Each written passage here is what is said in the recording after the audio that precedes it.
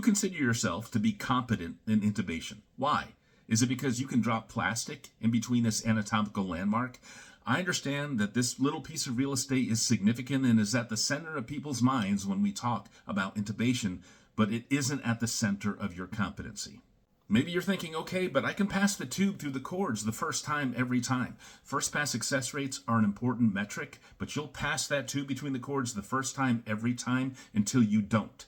And now you're faced with a difficult airway and there's a flashing neon sign inside that airway that says streaks are not competency. Maybe some of these attempts were attempts where when we weren't immediately successful, instead of digging around in there while the SpO2 dropped, we should have abandoned the attempt, continued to oxygenate, and come up with a plan for success on the next attempt. Maybe in some of these first passes, the patient crashed during the attempt because they weren't properly resuscitated first. Maybe in some of these first passes, we waited to do it in the truck instead of when we identified a non-patent airway or a patient in respiratory failure and the patient crashed in the meantime. Maybe in some of these first pass attempts, we didn't decontaminate the airway.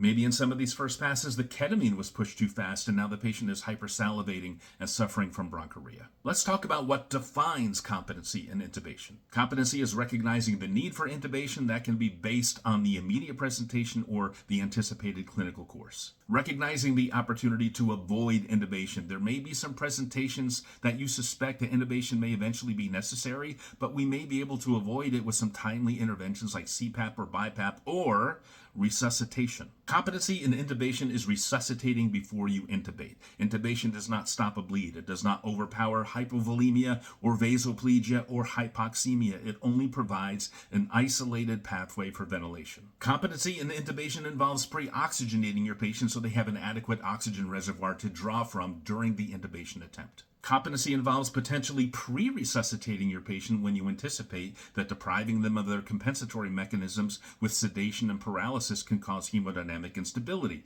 So consider a push-dose pressor or a drip prior to the attempt. Competency in intubation involves using a checklist to ensure that you have everything that you need before you need it. Having a laryngoscope and a tube in your hand is not being prepared to intubate. Competency means knowing what to do if the patient crashes during the intubation attempt. Competency means initial and ongoing confirmation with end tidal. Competency means recognizing the need for ongoing sedation, analgesia, and perhaps paralysis. And it means continuing to treat the underlying conditions following the intubation attempt. And competency is so much more, but yes, ultimately you do have to get the tube between these cords. But if this is how you're defining your competency, it's similar to a football team who is down 50 points and is celebrating when they score a touchdown with 2 seconds left in the fourth quarter.